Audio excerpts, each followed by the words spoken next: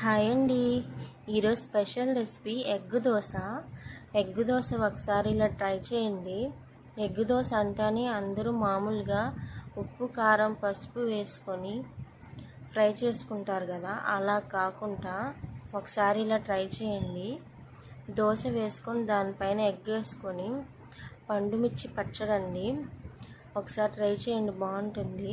పండుమిర్చి పచ్చడి వేసుకొని ఎగ్గులో మొత్తం కలిసేలా కలుపుకొని దోశ మొత్తం అప్లై చేసుకోండి.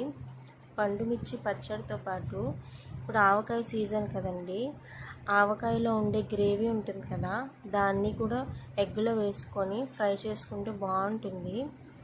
ఆయిల్ వేసుకొని స్లో ఫ్లేమ్లో ఎర్రగా వచ్చేలా కాల్చుకుంటే దోశ క్రిస్పీగా స్పైసీగా చాలా టేస్టీగా ఉంటుంది. ట్రై చేయండి.